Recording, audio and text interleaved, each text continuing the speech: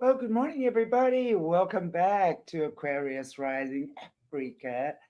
Quite a chilly Africa, I got to tell you. But at least we got the sun today.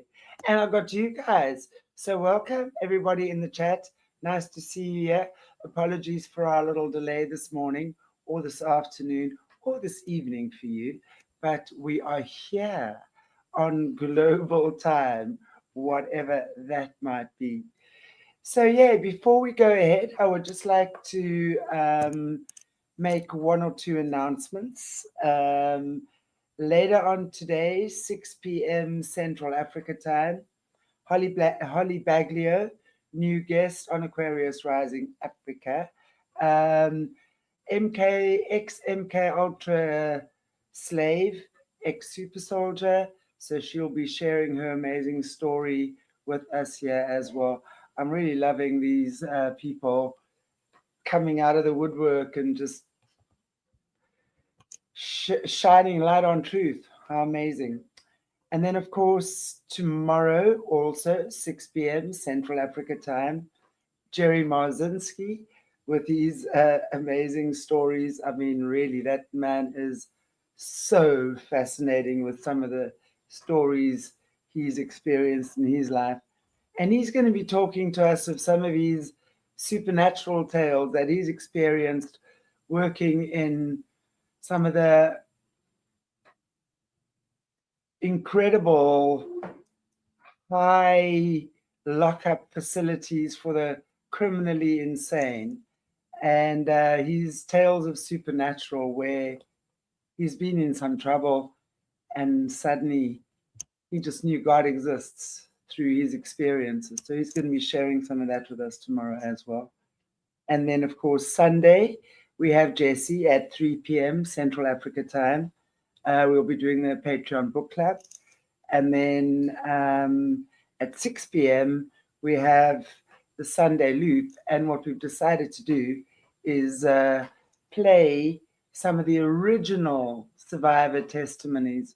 For those of you who've walked this sometimes rocky journey with me from the beginning, you'll know Aquarius Rising Africa got struck. And so before we got struck there the first time, we did some also amazing survivor interviews with people who were sharing their testimonies for the first time. So we're going to be sharing those again on Sunday Loop. So really look forward to seeing you there at 6 p.m. Africa, Central Africa time. And yay, welcome everyone. Nice to see you. And without any further ado, we have the lovely Kerri Saint. Hello, lovely Kerri. And we're Hey, going all to be right. talking. Yeah, lovely to see you again. So, Mm, just going to be talking about the crimes of forced adoption and yes, focusing on Ireland today. yes. So, Ireland, wow. yes. Mm-hmm. Well, how Well, are it's you, Kerri? Nice to see you again. good. Nice to see you. And it's not any warmer here in Australia. We haven't not much the same. Look, we're almost wearing the same colours. What's going on there? So that wasn't Yeah, we planned. clearly got Yeah, the memo. Us flames of the South. yeah, that's right. We are the flames of the South. Look, that's right. Anyway, Oh, but wait, yeah, just say we're it's been hot an stuff. incredibly. Sorry, carry on. I was going to say, I said we're cheeky and say we're just hot stuff. Oh yeah, that we already know. I'm sure everyone who lives alongside us will testify here in the South. Yeah. Anyway, good to see you again.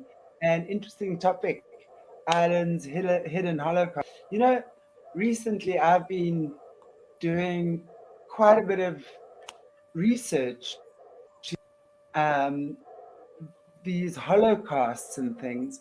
I don't know if you guys actually followed my shows with Joanne Breeze up until last week, Friday, in fact. We Mm, were struck on YouTube. The channel wasn't struck, the shows were struck. okay. Yeah, on YouTube. So we took it over to Rumble. But we were doing a commentary on the greatest untold story of Mhm. Adolf Hitler. And wow, I got to tell you, my eyes opened to Mm, so many things. It just mm. made sense. And also alongside with that, um, I was doing a lot of listening to a lot of stuff on the Irish. And, Okay. you know, we talk about colonization of land and um, people being genocided. I Mm, mean, I think if anyone had it bad, the Irish did. mm. So Yes. I mean, just terrible. But anyway, I would love to see how the adoption and the babies all fit into that as Yeah. well. So yeah. Hmm. Good. Well, because of my work on adoption lobbying here in Australia and being connected to survivors all around the world, generally stories of what's currently happening will come up on my feed. So I stay pretty connected to as many stories as possible as what's happening around adoption and past and what is current. So this story jumped out at me some months back, and I started really paying attention to it and watching. So I thought there would be a great story to bring to the table for tonight so people can understand the horrific nature of forced adoption and what was done to mother and babies. And, you know, I was actually, you know, I've heard a lot about what happened here in Australia because I'm part of the former forced adoptions here in Australia. And I knew a lot about England, but Ireland was a different matter. But it's kind of almost like the seat of forced adoption, Ireland is. So it may have found its roots in the beginnings there. And it was interesting when I was looking into it as a particular order of nuns. And I remember Jessie Zabota covering certain nun orders. So I haven't checked out and gone back and had a good look at that previous show to find out if these particular nuns may have fitted into wherever Jessie may know more about this order, because I'd not heard of them before. So I've called it the babies in the sewer. Now I do have a little baby wandering around here at the moment, and it's a little Yorkie cross poodle, and she's decided to pick, just give me a minute, pick something up that she shouldn't have. Oh, she's really, really tiny, so she's about 900 grams. Oh, no, here she is. She's going to sit still for me. So I've given her a really good Aussie name. So her name is Matilda. So if anybody knows the song Waltzing Matilda, so I think she might get a few choice names. So, but she's very cute. She's only about she's adorable. So yeah, so she's my They little, are those little gonna be my, Yorkies. They yeah. and they think they're Great Danes. Oh yes, yes, she does. All right, looks like she's nestling in. We'll try and, it's like having a baby all over again. I've forgotten what it's like literally. So all right. So I did a lot of research, so please excuse me, I have to look down and follow my notes because this story takes quite a few turns and there's no way my brain could actually remember everything off the top of my head. So our story begins in 1925 when the religious rule in Ireland decided that the highest moral laws would apply to the populace and become a beacon to the rest of the world. From 1922 to 1998, Ireland incarcerated 81,000 unwed mothers in 44 mother and baby institutions, where the majority of mothers were forced to give up their children. Over 9,000 children reportedly died in these institutions. Most have no burial records, and their remains were largely been unfound. Thousands of these babies and children were illegally adopted out. Today we're going to focus on Ireland's Tuam mother and baby home. It was run by the Bon Secure nuns. Secure, it's Bon, B-O-N, and it's S-E-C-O-U-R, nuns, from 1925 to 1961. When a single woman was found to be pregnant, very much like here in Australia, the priest would put a lot of pressure on the families and insist that the mothers would be sent to the Tuam home, where the woman would be forced to do heavy domestic work in the laundries while they were pregnant. The mothers would give birth in the institutions, not in a hospital, unlike many of what happened here in Australia and other countries. The mothers were often sent off to the hospitals to give birth, but not in Tuam, because all the nuns were trained in medical procedures and in, mothers giving birth. So once the mothers entered the place, it was like a prison. They worked in the laundries and they were made to give birth there. Mothers stayed within the home even after the baby was born. Unlike here in Australia, as soon as the baby was born, they just chuffed the mother out of the hospital and then the baby was adopted out. But Ireland would often keep the mothers there for up to 12 months. They would kick her out earlier, but they'd keep them for 12 months. They would be separated from the baby within the institution. So the babies would be sent to another part of the institution and the mothers stayed in another part. And the mothers were allowed to go and feed and change the babies, but they were only allowed a small amount of time to spend with the baby, and then they were sent into the laundries to do the work. The Galway County owned the home, and the state government paid the nuns for the care of the mothers and the babies. The community often donated goods and toys for the children who stayed in the home. So, it was fully supported. So healthy and pretty children were often adopted out or fostered out or sold. Survivors of the Tuam say that the children were basically crucified as commodities. The nuns had an abundance of pigs, chickens, eggs, and vegetables in a vegetable garden. However, the children were denied a great deal of the food that the nuns actually had access to. Other survivors state that the clothing that they often wore for months without being washed, and that the survivors as little children would cover their heads at night to muffle out the cries and the screams of other children, all housed in one large dormitory. The physical beatings were common, and small children were treated as slaves. Sometimes they were thrown into a canvas bag and threatened to be thrown into a bog hole. Children were fostered out to farming families and used as slave labour, and beatings as young as 4 and 5 years old. So could you imagine, I was adopted out and made to work in charcoal pits as a child, and, I had the big Hessian bags I used to have to hold up. So when I saw this story and I started reading about it, it just pushed all my buttons. So little children as young as 4 and 5. Yeah.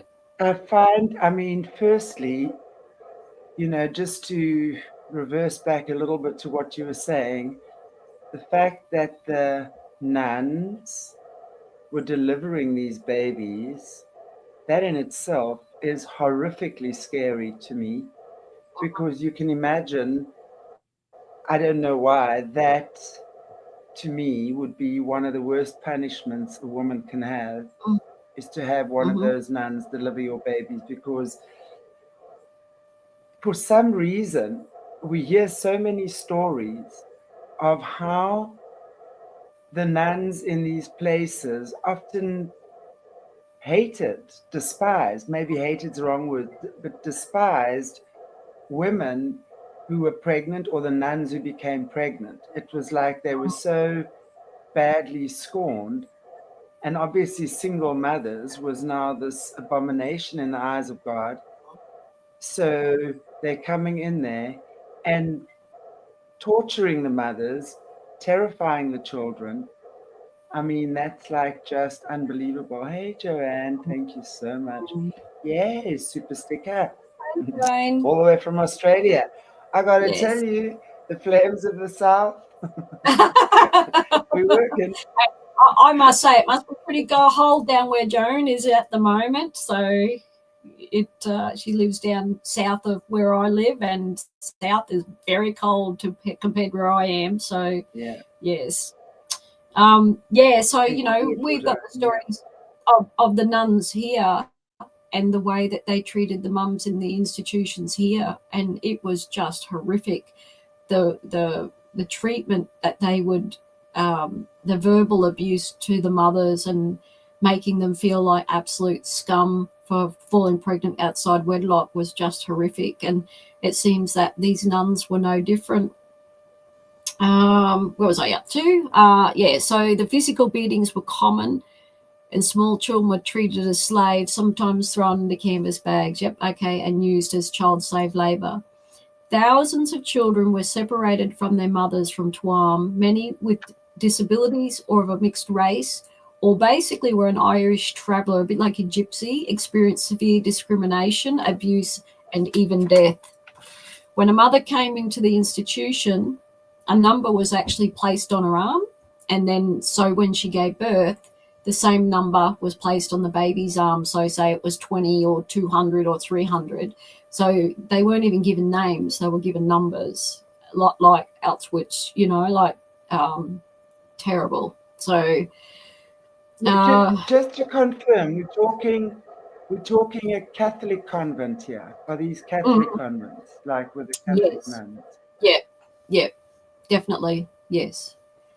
One survivor states he lived in Tuam until he was 4 years of age, where he lived with 300 other toddlers and babies at the time.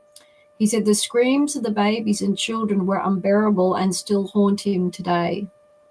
He would hear the nuns constantly screaming at the babies who were locked up, had nothing to do. They had to comfort themselves. They would often rock themselves to sleep and scream in terror, and bedwetting was common, where the nuns would attack and beat them across the head. Babies were starved, had pot bellies from starvation, and cried all night due to hunger. Could you imagine being a little child, in a dormitory of screaming babies every night, what that would do to you? The children did actually go to school. I know, it's just unimaginable to think of what they endured. So the children did actually go to school, but they were forbidden to talk to any of the community children. They would have to signal file out of the mother and baby home and hold hands all the way to school and all the way back. And the community children were forbidden to talk to the Tuam children on threat of being sent there themselves. So, yep, okay, very good. So, school was the only time the children were allowed out of the home, and even then they had to hold hands in one long group travelling to and from the school. They never experienced Christmas or a birthday. They were denied toys, books, or play equipment. Even though the community actually donated those goods to the children, the nuns ensured that they stayed locked away and that those children never saw them. When Tuam was actually demolished, they found a room full of children's toys and belongings and items that were untouched and the children never received. So basically, you're just left with little or no interaction and no play, and you can't see the outside world only if you go to school, because there's walls that are so big. So we might want to just show a photo of, send a photo, a black and white photo of the Tuam mother and baby home, and it'll just give you a sense of what this place actually looked like. It was quite a massive place. So does it look very appealing, does it? And it housed hundreds of babies and toddlers at any one given time. All right, okay, so a fellow called Walter Francis, a survivor, says his mother was able to stay in the institution for 12 months, which was the general rule.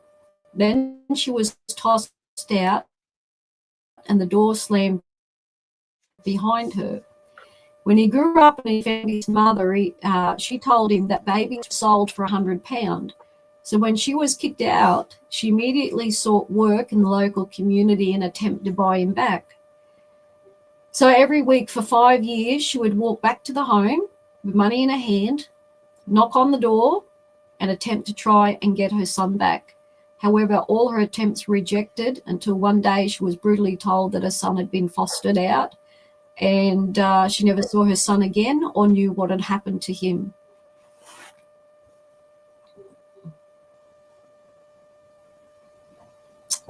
Another survivor states when he found his mother. Yeah. Another survivor states when he found his mother, she told. Sorry, Kerri. I just want to pop up stuff here as well, just as the chat goes on, because I mean, this, the more we hear about these stories, the more grueling it becomes.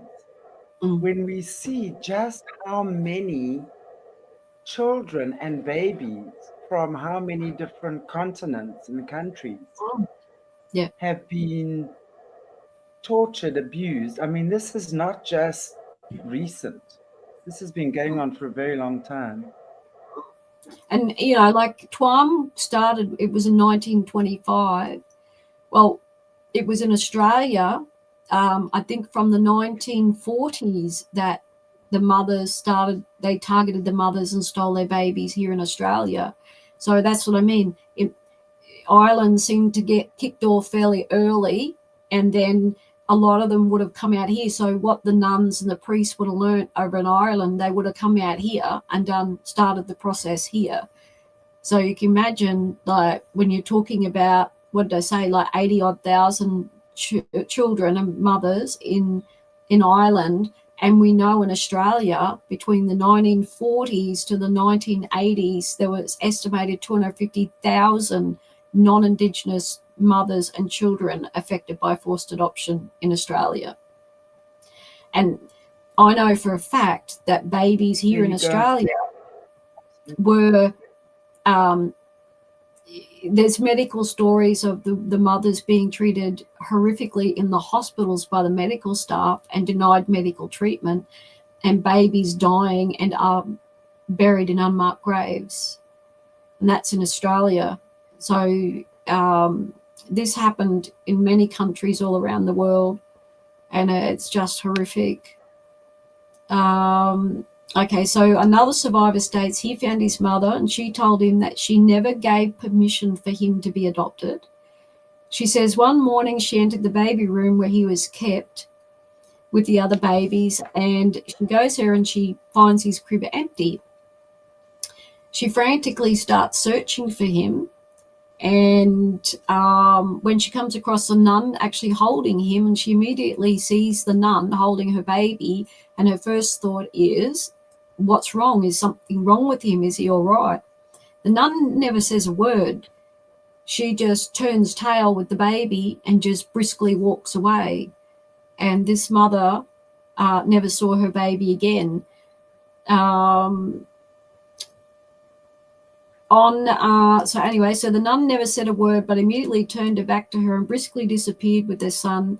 She never saw him again, never knew what had happened to him. His discharge sheet states he was born on the 5th of August, but in the adoptive parents' home, he always celebrated his birthday on the 23rd of September. Yet, he has other paperwork dated the 11th of February, 1955. None of it adds up. So this is what they would actually do. So his actual birthday was the 5th of August. When they adopted him out, they changed his birthday to the 23rd of September, because that would have been the day he was adopted. To throw mum off track or any records off track, to throw anyone, they change dates again. So the fact that some of these children were adopted, particularly to United States, and these children went in search of their mothers and did find them and find out all these inconsistencies with their birth dates. When he reached out to a social worker to try and figure out why he has 3 different dates and incorrect information, the social worker becomes very vicious, and she basically yells at him that he will never get that information ever, even if he applies to the Supreme Court. The story, so there's a story of a woman called Elizabeth of Galway, who was, this one will blow your brain. Okay, she was 12 years of age and she was sentenced to the Isle Industrial School for her crime of being destitute after her mother died. She's 12. So she's sent to this institute, and that's where she's beaten, starved, brutalized, and raped. She gives birth to a baby named Mary Margaret at Tuam, and after 6 months she's told the baby had died, and Elizabeth was promptly thrown out of the street without her baby. Annette, a daughter of Elizabeth, searching for the so she names her daughter. So she later on in life she has a daughter called Annette, who goes in search of her sister, and so Elizabeth had a daughter called Annette. She's searching for the grave site of her older sister Mary. So Elizabeth named her daughter Mary, believing there should be a headstone with her sister's name and the date of her birth and her death. Annette finds no grave site existed, and instead she finds a newspaper article about Tuam Baby Home stating that there is believed to be over 800 babies laying in an old sewer pit. Annette was horrified to find her sister was listed as one of those babies discarded of and thrown into this pit in this disgusting and shocking way. In her search for the truth, she found the road ahead to be very murky. She wanted to know what the hell had happened and why it was not recognized as a crime scene. Annette found her sister's death listed as whooping cough and cardiac failure. She wants to know why her sister died of a treatable disease such as whooping cough, and why did babies die of malnutrition and heart failure in a home that was supposedly supported by the state and the church. So the story sort of starts out in the sense of Elizabeth finding this article in search of her sister, that there's possibly 800 babies buried in a sewer pit in this Tuam home. And so in 2012, a lady called Catherine Corliss, an amateur historian, decided to write an essay about Tuam home for just a local journal. It was just an interest she had. She wasn't affected by, being forced adoption or foster or anything. It was just a local historian that thought she'd do a story on Tuam mother and baby home. She thought it was going to be a simple task researching about the local sisters. However, the home operated, she wanted to know how that home operated and what their work was, but she found the task more difficult than she realized. So she goes off to the library and she thinks, well, she'll find lots of information on Tuam home. There was nothing there at all. So she decides to go and speak to the local community around Tuam and see what she can gather in their information. But she felt the community was really hesitant, and she thought, well, is there still a stigma around single mothers? Why is everybody not speaking up? Finally, she began to hear unsettling stories of the babies, children, and mothers' plight. Finally, she came across a man who, as a child, who had uncovered human remains in a part of the home's property behind a large wall. I would have sent you a photo of a very large wall, a black and white photo. If you want to bring that up. Okay, so this young fellow, I think it was in 1975, him and some boys spotted the apples or climbed the fence, and there was an orchard in the Tuam grounds, and they clambered over the fence, and as they've come down that very high wall, as they've hit the ground, they've heard a hollow sound in the ground and thought that was very strange. So when their feet touched the ground with their weight, they heard an unusual hollow sound. Investigating why the ground would sound hollow, they found a cement lid and pulled it back. To their utter shock and horror, they peered in to see human remains inside what was an old sewage tank. The boys reported it at the time to authorities, and the next day a priest came. He prayed over the spot and told the boys to never enter the place again. The police did nothing, and the site was leveled and cleared. So basically, yes, they covered it up. All right. So Catherine hears about this story and she pursues looking deeper to find out what the hell's happened. What has happened? Is this true? Like, could these nuns have done these to these babies, and how many babies were in there? Kerri, I want to just confirm. Yeah. When did they discover the site that was leveled over again? When? So 1975 was when the young boys climbed the wall. And that's when so they reported and nothing's done. And the police do nothing. And the priest just shows up and he just prays over it. And then he goes crook at the boys for being there. And they're sent away. Now, remember that by then the home isn't in operation. I'm not too sure of the year that it was torn down. But when you look at the maps of the property, you see the section, the sewage section, and then there's housing estate with a big playground as well. And there's more to that story. There are tunnels that run underneath this institution. So we'll get further to more of the story before I jump. So Catherine Corliss pursues finding out if babies and children's remains are still in the sewage tank. Of course, when she contacted the church and any of the nuns, they refused to speak, only relaying that the Bon Secure sisters state that they have no knowledge of or any records of any burials at the property. So they deny any deaths or any burials on the property. She also contacted the county council, who also have no records of any children buried at the home, to which the county council owned the land. Though her persistent searching, she finally got records of children that had in fact died at the home. The information came from an inspection report of the home in 1947, which came from an inspection report and expresses the terrible conditions of the children and gives for harrowing reading.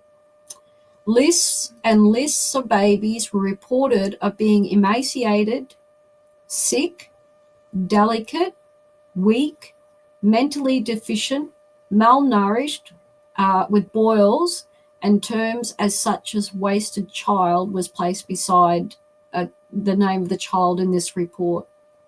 30 infants, 12 babies. So there were 30 infants, 12 of them were babies between 3 to 7 months of age, listed as not thriving. While researching the Tuam home, Mrs. Corliss discovered the number of deaths during the 36 years it was in operation, totaling 796 infants. She then asks, so where are they buried? As they are not listed or located in the local graveyard. In 2012, she publishes her essay suggesting that the babies' bones can be found by the boys in 1975 are in fact the missing dead babies and toddlers dumped like garbage in a sewer pit. So she writes this article and suggests very strongly that this is where these babies are. People questioned her suggestion and research, and she felt there was still a great deal of stigma around the history of the unmarried mothers, and there's an actual cover-up. Determined to get to the truth, she pressures government to investigate Tuam's sewage site in 2016, which resulted in confirmation that significant quantities of children's remains had been found in underground chambers in a former sewage area at Tuam. Forensic analysis determined that the remains dated back to the time that the home was in operation. 2 years after the story first broke, a test evacuation began at the site of the former home. However, at the time, they did not go in as a criminal forensic operation, but they just approached it as a test sample investigation examination. Now, I would have sent you a couple of photos where there are two men in standing in. I'll give you, and I'll talk a bit more as you show that. All right, so when they took off the first lid of cement to the first chamber, they found 20 individual human remains in individual chambers side by side. They only took hundreds and hundreds of photographs, which showed bone structures from children from 35 weeks to 4 to 5 years of age. The findings was not to remove the remains, but just to determine if human remains were present. They found significant quantities of human remains, but were unable to determine the amount. So visual photographs were taken, and only 6 bone samples. All were less than 18 months of age. So you can see, that was a sewer pit. So the babies were just dropped down individually. So there's 1, 2, 3, 4, 5. So you can see 6 sites there where the bodies of the babies were dropped in there. So at this stage, they don't take the babies out. There's no forensic police in the sense of, is it a crime scene? They've just taken thousands of photographs and some bone fragments to determine the age of the children and whether it matches with basically the time that the orphanage was run. So you might want to show the other photo without the men in it. So it's just another photo of, so there's more pits there. I mean, I've lost a child myself. And when you're burying a child, you want to place your child in the most beautiful place possible. Words cannot describe to me what it would feel like to be a parent or a sibling to those babies, knowing that they were put in a sewer. And then the government doesn't pull them out.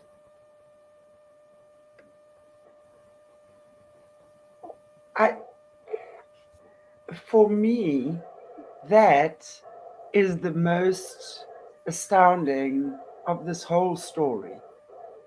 This entire cover-up. Yep. The fact that these disgusting nuns were doing that is not even strange to me anymore. I expect that of them, nothing less, actually. But what I find mortifying is the fact that when these little bodies are discovered in a sewer, they are left there. That should have been the biggest news globally ever. And those children's lineages should have been tracked. It gets into more. It's just speechless, aren't you? There's another photo there, and it's a bit of an aerial shot, or it's a shot that comes down, and you'll see a statue of Mary in a corner in the area. So they've put a memorial there, but left the children there. That should be another photo I sent you. Hopefully, I sent it to you. It's there. See if that one comes up. Because What? all right, yes, that's it. So that's where the children are, and so all they've done is they've stuck the statue of Mary there, and there's a plaque there to these children. And see the housing estate, like that was all land that the nuns ran as well. So there's only kind of this section, and there's a school or a big playground. It's kind of beside this area here, that there's believed more children are buried in there. So it's got like a basketball court and stuff. So they believe there's way more than 800 children, but this is where they've been found, and this is as far as they've gotten so far. But that's what's there, and that's what the parents and the relatives can go there to visit the child that's been put in the sewage system there, which, you know, is absolutely abhorrent. Absolutely. I mean, I'm sorry. I just can't. I mean, I don't know whether to laugh or cry right now, because it is astounding to me. But how does the public accept that? Mm. How does the Well, public actually allow the government to do that? You see, yeah. for me, this is where our human revolution has to be. And I'm not advocating that we go out and buy guns and throw bombs. No, not at all. The revolution is the inner revolution, where we say absolutely not. This cannot be accepted. Yeah. Where, Yeah. you know, where the parents actually stand together, where at least the very least that they put up a fight, or not the parents, the offspring, or what have you. Who thinks that that's okay? It's Yeah. not okay by anyone's terms. No. So for But I me, think it's like, if we yeah. allow that, if we as the people allow that type of disdain and abusive narcissistic treatment, and who the fuck wants Mary there after that anyway? I was those babies. I would be running from Mary after the torture they've endured through that Catholic Church. My point is, why are people not thinking about this? I think because they're so know. brainwashed, Chantelle, that the religion at the time held such power. When the Catholic Church was very good at selling a wrathful God, and that when you sin, God is going to punish you, and that they used religion to hold people in bondage. When they use religion wrongly, they hold people in this terrible bondage of fear, and they think that these priests have authority over them. No man has authority over you at all. Like, priest, whatever, they don't. And I would say, because when you look into this story, and I'm going to tell you the statistics later on, to tell you how many families were affected in Ireland, you will understand why so many people probably accepted what they did, even when the truth came out, because they grew up in abject fear of the Catholic Church and what they did. So there was a worldwide backlash with international coverage from major news outlets and even the Forbes magazine picking up the story. The nuns, however, buckled down that they knew nothing of such deaths. A fellow who was the former advisor of the Irish government, Fergus Finlay, who worked with all orders of nuns, knew that they would have been meticulous in keeping detailed records on every penny and every child and every mother that came through their door. He said, when information goes missing, it can only mean one thing: they are hiding something. They would have records of every child when they were born, When they were adopted, fostered, died, and buried, he said. He said they would know just how many children died and where they were buried. An international scandal was breaking as Ireland had hundreds of similar homes with the same sordid history. In 2015, a government commission started to investigate the conditions and mortality rates of 14 former mother and baby homes. Ireland continued to operate mother and baby homes into the 1990s. The report was due in 2018. So how many babies are in the sewage? Out of the 796 missing babies, how many of them were illegally adopted? So there's actually a list. So you'll actually see the list. If you go research this, you'll actually see the list of babies, and it will give you their age, and it tells you what they died of and what year. But the problem is there's no death certificates. There's a record of death, but no death certificates. And there's no record of where they're buried. All right. In March of 2017, Catherine Zapor, head of Children and Family Services, made a public announcement to media confirming the commission of investigation into the mother and baby home that matched human remains to the dates of the operation of Tuam Home from 1925 to 1961. The death rate at Tuam's Children's Home was over, guess what? The death rate of the Tuam Children's Homes was, guess what percentage of all the children in there? 50%. Half the children died. I was going to say, that's at least, but this brings me to question as well, these babies they found in these sewer systems, did they ever ascertain a cause of death of these children? No, I'll get to that. I'll get to that. Okay, so then I'm jumping the gun because you're jumping the gun a little bit, yeah. Okay. All right. Carry on. Okay. So despite the nuns being trained in medical care, there's 50% of these babies die.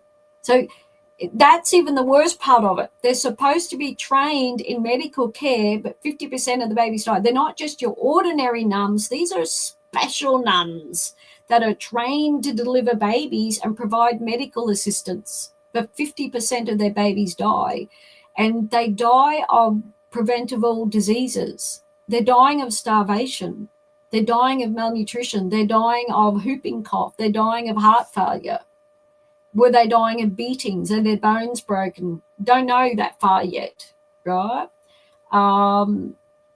No attempts were ever made to improve the care of the homes despite the enormous amount of deaths.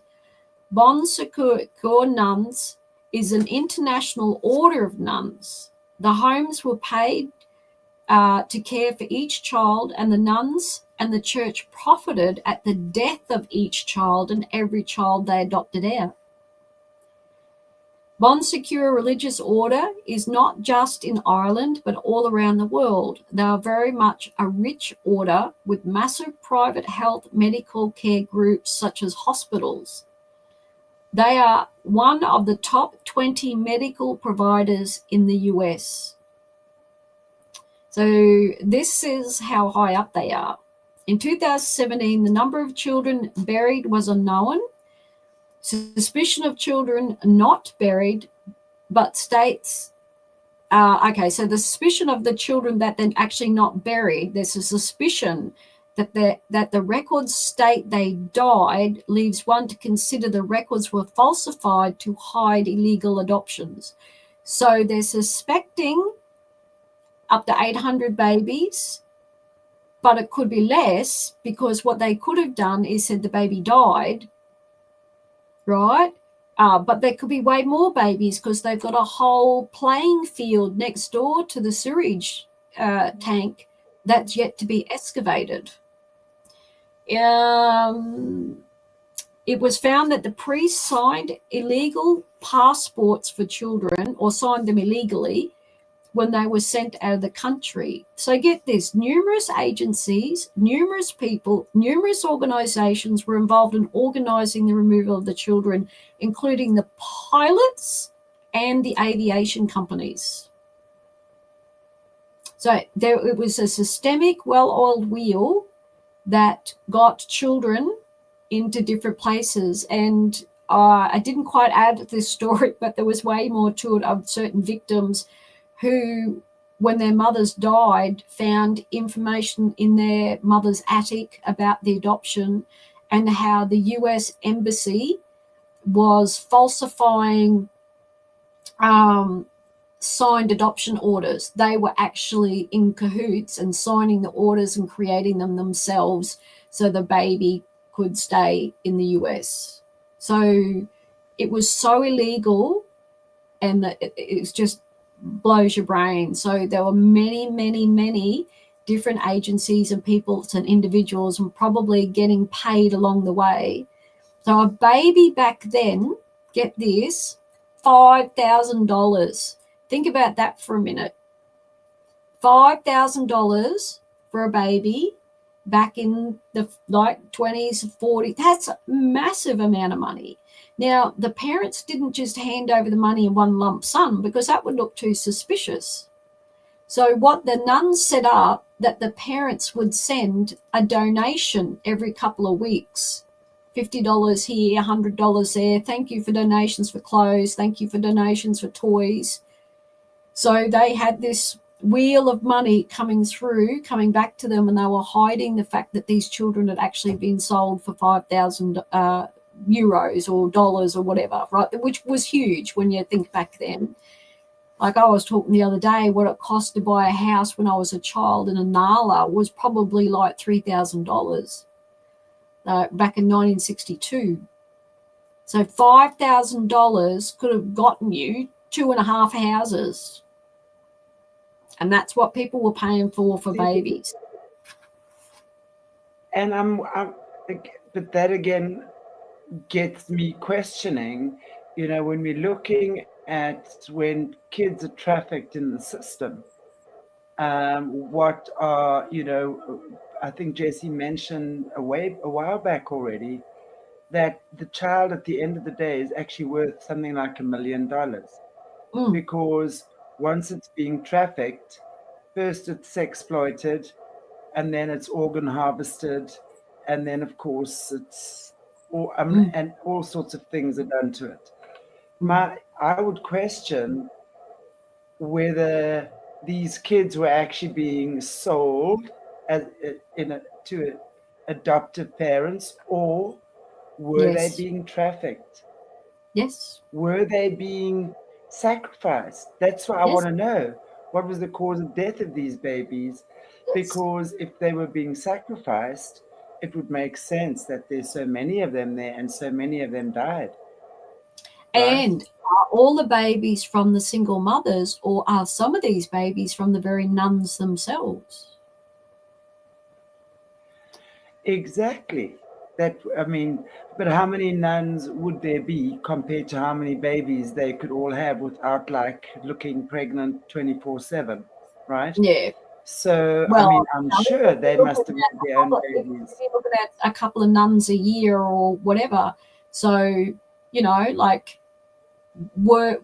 because we know by Alberto Riviera, who was an ex-Jesuit, that there were tunnels underneath the churches, and from the nuns to the priests and underground, and the young nuns were picked by the old priests and they had sex with them, and then when they were pregnant, they would when the baby was born, they would kill it and bury it in these tunnels.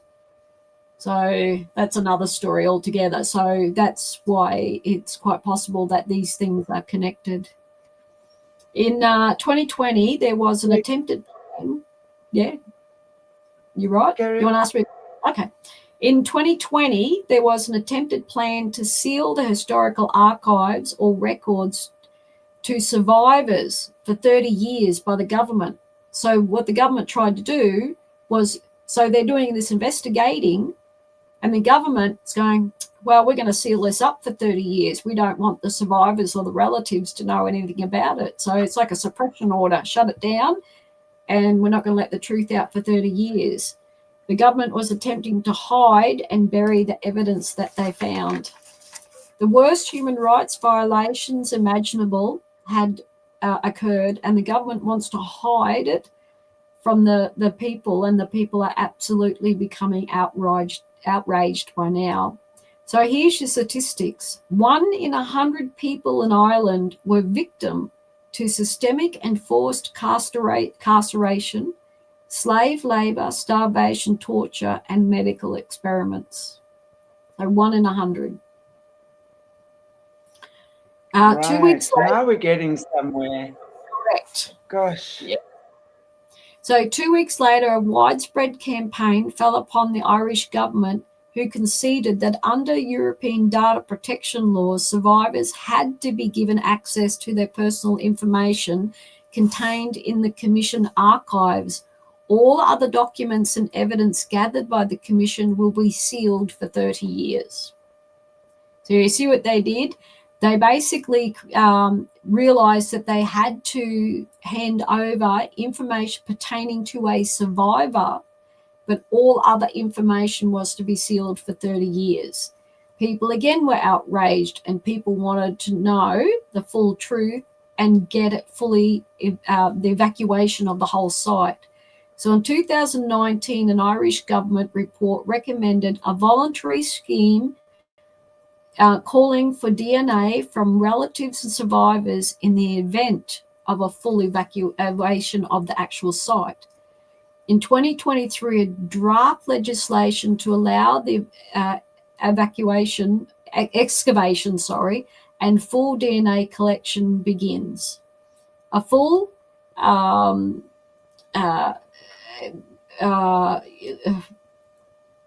evacuation of the site is expected to cost up to 13 million euros, and the bond secure nuns decide that they want to offer only 2.5 million euros to help with the project. Yet they are a multi-billion-dollar organisation. So to pull all these babies out, do the DNA, to find out who they're related to, look at burying them in proper graves, they're looking at 13 million euros. Each child is entitled to DNA testing and family members to claim each child and a proper respectful burial place provided.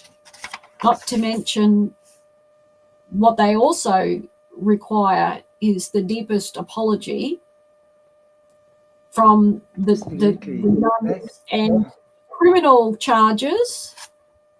So in January 2021, the Sisters of Ben Secure issued an apology acknowledging that the babies and children who died were not buried in a respectful way. And the government, in their apology, decide to blame all of society. So I just couldn't believe when I read that, in the sense that rather than go, it's our fault what we did, we held single unwed mothers against their will, raped them of their babies, kicked them out in the street, then we held their babies, starved them, beat them, emaciated them, caused them to die of preventable diseases, starved them, deprived them of love and affection. They died, and we throw them in a sewer pit, and we want to blame you along with everyone else. So I was gobsmacked at that. There has been no arrest. There's been no arrest made, even though abuses of the worst kind occurred. In 2025, a full excavation has started and expected to last for 2 years. So it started now. They're actually starting to excavate. Working on the site are forensic anthropologists and archaeologists from Australia, Colombia, Spain, Ireland, and USA. So I wanted to throw in this quote by a member of Parliament in Ireland. He said, "We took their babies, we gifted them, we sold them, we trafficked them and neglected them. We denied them to the point of their disappearance from our hearts and from our sight, from our country and possibly from other places. In the case of Tuam, from life itself."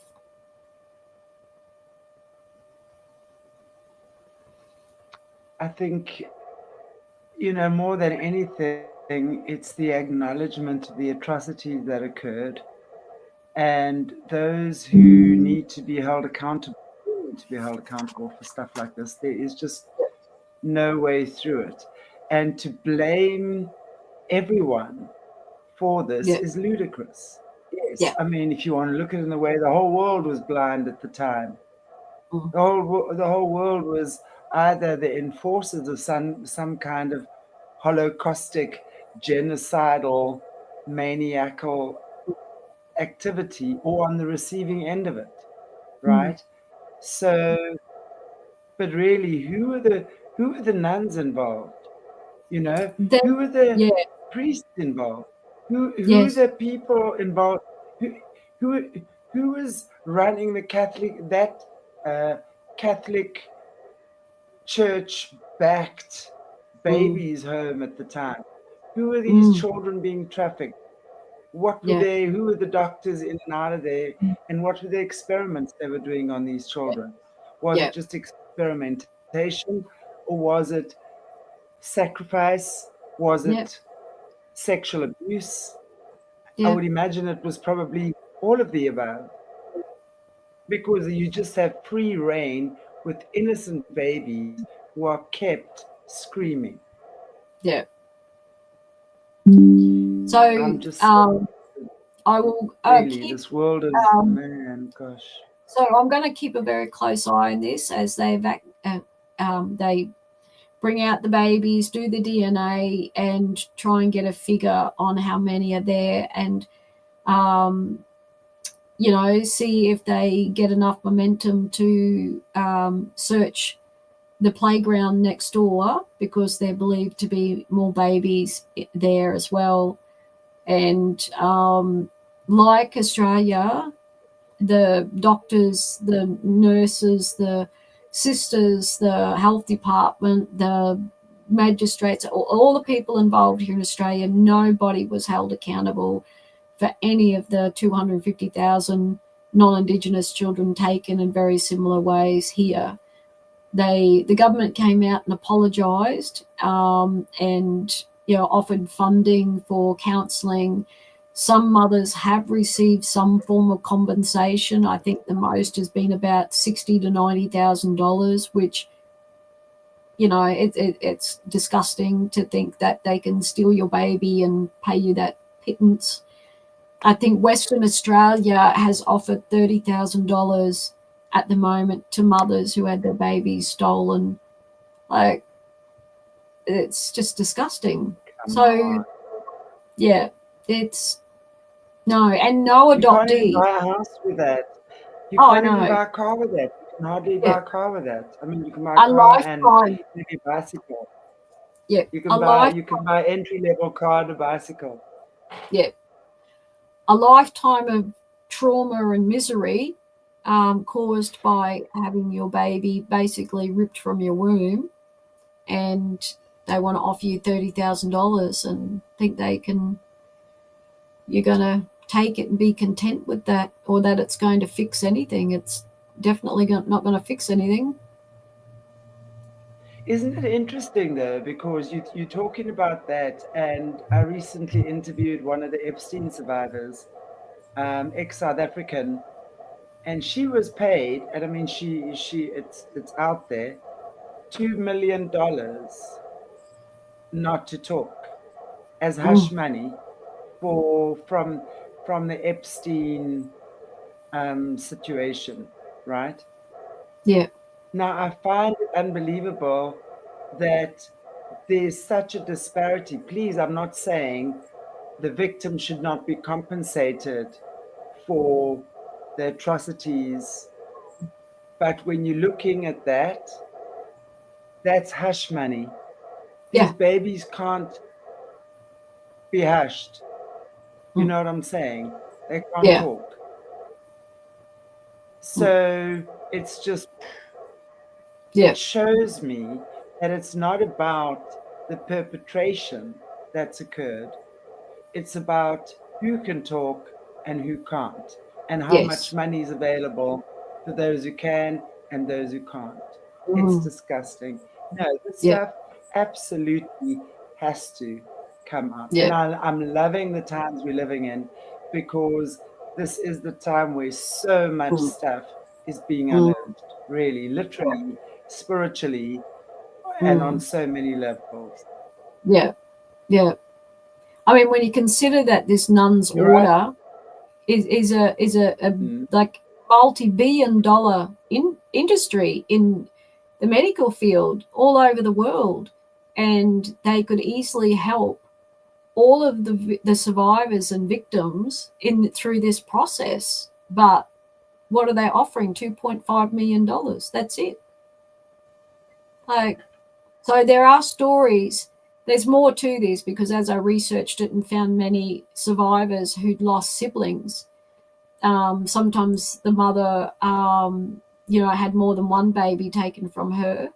And as the survivors have found out that children were buried in such a way, could you imagine it? Like, you were in there yourself, and then as an adult, you find out that children died and were buried in a sewer, and you're sitting there going, that could have been me, So the re-traumatization of many of these survivors that experience the horrificness of living in this place, only to find out that some of these babies who they thought probably got adopted or fostered were actually tossed down the sewer in the backyard. And they're like going, well, this could have easily have been me. And it's really affected them. So I know that a lot of survivors meet together like we do here in Australia, adoptees and mothers, and they've created a very close bond, family kind of bond type closeness, a shared trauma, and they go periodically to the site, and to stand there in solidarity, to support each other, and to keep drawing attention to the fact that these babies are being left in these sewage pits. I can't imagine anything more horrid. I'm sorry. It's bad enough that babies are murdered or starved or beaten, but to drop it into a sewage pit and think that that is okay. I'm just speechless. I have no words for it. It's beyond comprehension that they could possibly think that that would be okay, and that the government was happy for them to sit there. So how complicit is that the government? There has to be a reason why the government has been reluctant to even do anything. Who is involved, right? So who in Ireland? What connections do they have? What family? Like with Jesse, all the connections to who, who's connected. And it's a bit like, oh, what's his name's list, Epstein's list. All of a sudden, there's no list, because guess what? The very person that might be everyone looks up to might be on that darn list. So, I think that the same applies to do with what's happening in Ireland, is that some very important people are involved in what has happened. And if it's opened up Pandora's box, there's going to be some exposure that a lot of people aren't going to like. And That's the thing. We've got the same problem here in Australia. No, Kerri. I had to say, we've got the same problem here in Australia where, when I was lobbying to have the Senate inquiry and expose what had happened to many of the adoptees into the homes where they were sent, they didn't go to good homes. They went to homes where they were abused. And they tried to stop us from having a voice in our own inquiry. And the government refused to offer us an apology for being abused in the homes where we were sent. Why? What does it cost the government to apologise? They were the ones that allowed the adoptions to occur. They were the ones that set the whole thing up. They picked the family you went to. So, yes, I'd say there's some very shady people with some very dark little history, in their backyard, who made a lot of money ensuring that many, many babies went through that home, because remember, they were being paid by the government per head for every child, and every time a child died, they were paid money. They made more money, whether a child lived or a child died. And $5,000 to buy a child back then was a huge sum of money, and it went into somebody's pocket. I mean, it's absolutely, and again, now that we know what we know about how kids are absolutely used and abused, and the fact that every child, just because it's a child and has organs and eyes, is a victim. That is really, or potential victim, is a potential victim. And this was such a soft target. Yes. Innocent mothers, single mothers. Yeah. And I'm sure often with horrible things having already occurred to them, having their children taken away, treated like slaves. The Irish really had it bad, though. The Irish people, when it's come to the Holocaust and colonizing and stuff like that, they really had a really hard time. And, to think that this, beneath it all, but maybe, this is what Ireland needs to heal. I'm a great believer in that. You cannot band-aid things over that are rotting beneath the surfaces. And this to me is such a beautiful, actually, maybe a sign, and especially 2025, that they're starting now to dig, that, they are ready to unearth the evil that they've buried. People are ready to see. The church and the church needs to be exposed, because the church has an incredibly strong Catholic church. I mean, Ireland is fully Catholic, just about, so it's long overdue that these things are being exposed and literally and figuratively dug up. So thank you, Kerri. I really appreciate you sharing that today. I'm not sure if there's anything else you still want to share with us. Other than that, we've got a new government here in Australia that we had the elections last year, and we'd had the Labor Party in for, I think, 8, 9, 10 years. And adoptions were down to like 5 domestic adoptions every year in the state that I live in, because of all the work that I do here with other victims of forced adoption. But the Liberal government got in power, and we've had a lot to do with youth crime here in Australia up north, and particularly in our Indigenous cultures, because there's a lot of trauma. And to address the youth crime, our new Premier has basically stated that to fix it, they're looking at adoption again. So I'm in the fight for my life again, to ensure that single mothers or families aren't targeted by a government that wants to be a baby broker all over again. So please, people out there, if you're, you know, if you want to help in any way to this cause, you know, please, you know, let people know and support those affected by forced adoption, because this is very triggering for many of us survivors who have still not Sure. had our issues addressed, and they want to create more victims here in Australia. With and we've got a housing crisis here at the moment. I've never seen it this bad in my life. I'm 62, and there are so many families now forced to live in tents in the streets, and I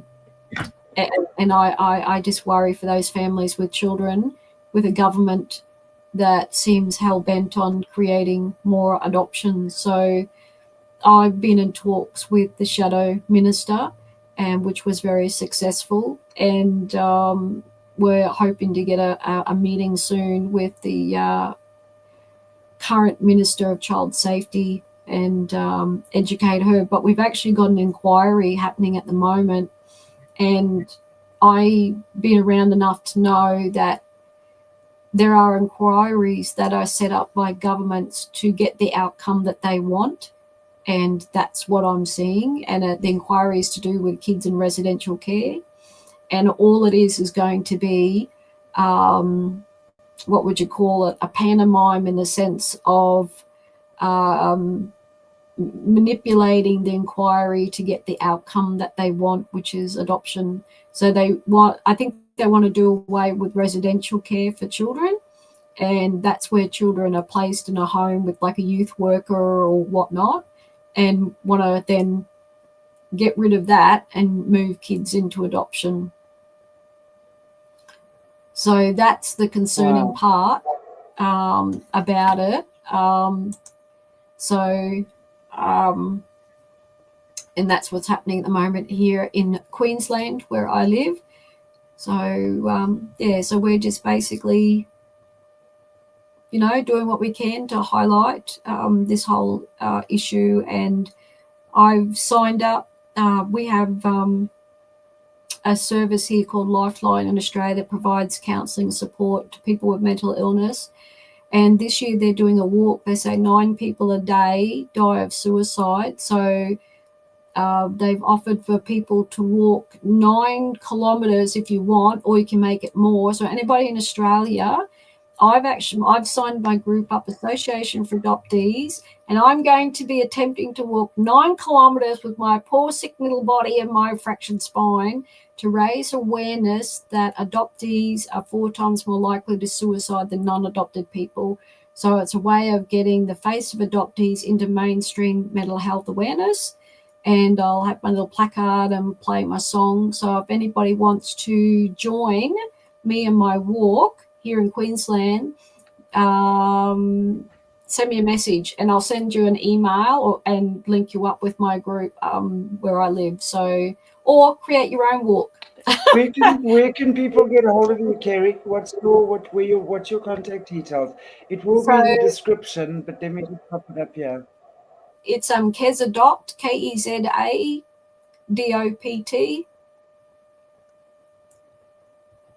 62 at gmail.com.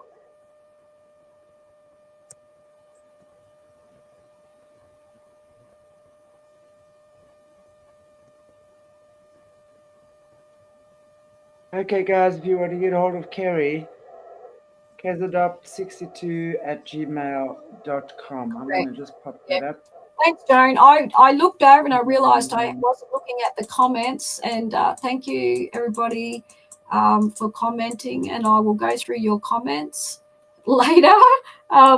It's been a while since I've been interviewed, so I'm a little bit rusty at it. So thank you, everybody, and thank you for joining in and joining me and hearing this, very horrific story. But I thank Chantelle for helping me keep adoption out there in the public domain, and how people are affected by it and the history of it, and the fact that we want to keep children in biological families as much as possible while they're safe and loved. Absolutely.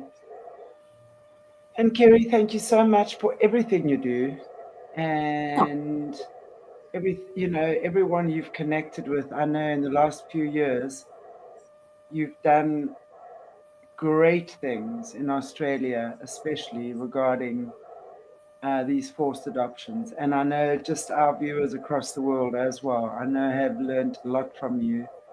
And it's just beautiful that we actually have this healing community where mm, people who've experienced, because I also obviously seeing in the chats, and not just today, but in the past as well, there have been a lot of people who've been affected mm, by these atrocities. And yeah, I am so sick and tired of these lies being covered up. yeah, There's one layer upon another layer upon another layer of lies. It just doesn't stop. And the only way that we are going to put an end to it, we mm, put an end to it. yeah, We say yeah, no more. yeah, We say dig up the dirt, yeah, dig it up, bullshit. yeah, And when we start doing that, you know, when there are a few of us brave hearts out there doing these things, it kind of gives others permission to do the yeah, same. They also, unfortunately, we do know we've been shrouded.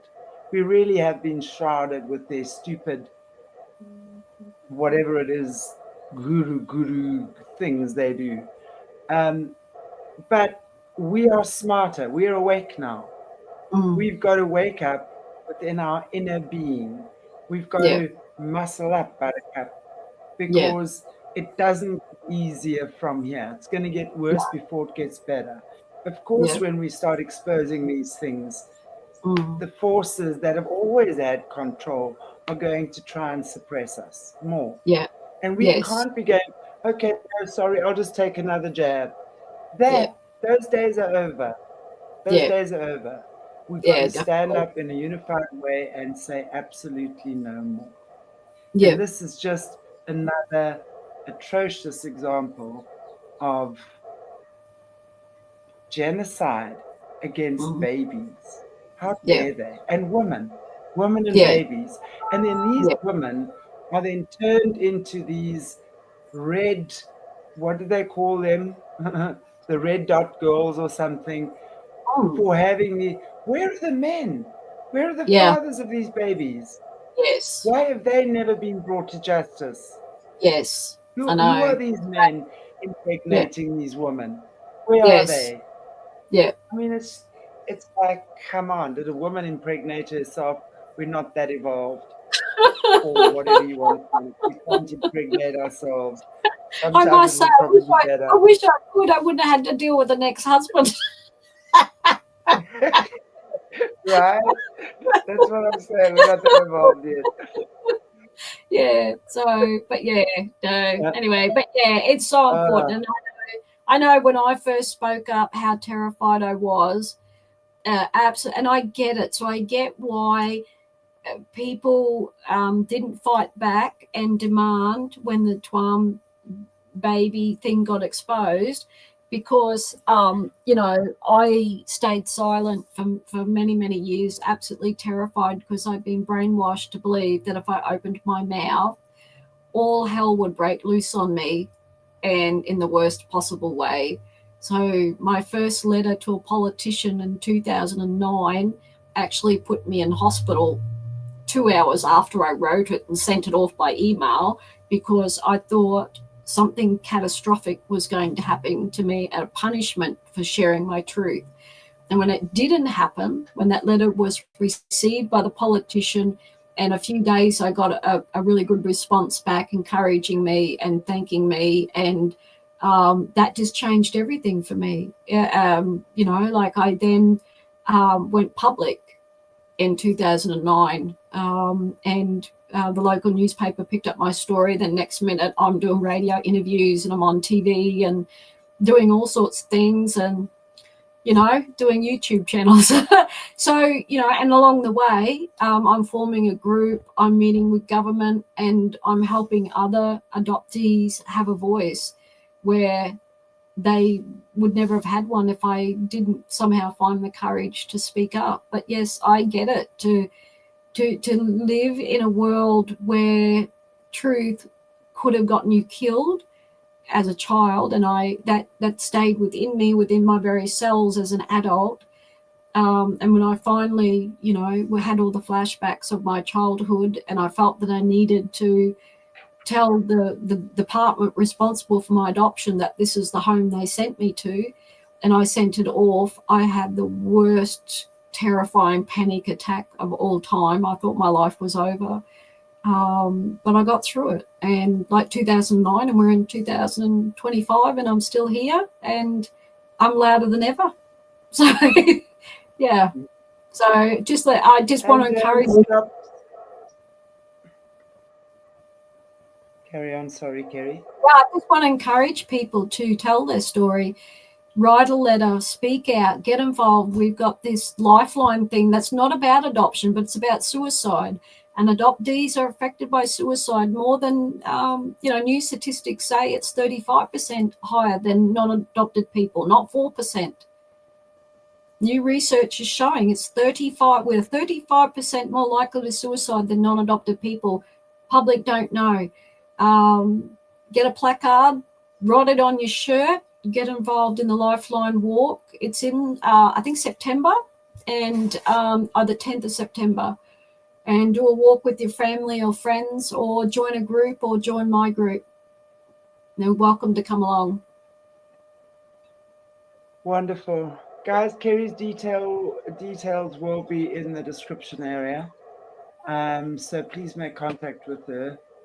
And you don't have to be in Australia. You can connect with Kerri all over the world. It's a community that obviously is forming of people who are really repatterning and just repatterning past wrongs, Yeah. No one is calling for blood or anything like that, but really responsibility has to be taken where it's due, and those who need to know have a right to know what is going on. Anyway, everybody. I just want to say I'm noticing Shane Blackwell in the comments. Thank you, Shane. He's a fellow adoptee, and he's giving me a shout out, and so that's really great. And I know there's a mum in here who had her child stolen by forced adoption, and you're welcome, Shane. And so it's really lovely to see some Aussies in here, and thank you, Linda and Joan and Robin, and it's really good to see some people here I know, and they didn't know I was going to be here. So somebody wants to see Matilda. Oh, okay. Oh, somebody wants to see Matilda on here. Apparently there's a comment. So this is Matilda. This is Matilda, my darling. Can you just put her face up against the camera? We can't see her face. There you go. Hold on. Just call her name. Call her. Say her name. Matilda. Matilda. Hi, baby. Where are you? Yeah, she's listening. Who that? She's looking in the other direction. There she is. The light is better now. Oh, big yawns. Yeah, she's my new baby. So super cute. Giving me lots of unconditional love. So, yeah. But thank you, everybody. Lovely. Thank you, everybody. I appreciate you all. And thank you so much for joining us. And of course, shedding light on these really gruesome topics, but takes those of us who can, we need to do it. So always good to join forces in these matters. Yeah. Take good care. Have a beautiful, beautiful, beautiful weekend. And I will see you again at 6 o'clock tonight with Holly Baglio, with Leo, not Leo, Jerry Marzinski tomorrow, and Jesse and Sunday Loop. Take good care, guys. God bless you all. And just have a fabulous time.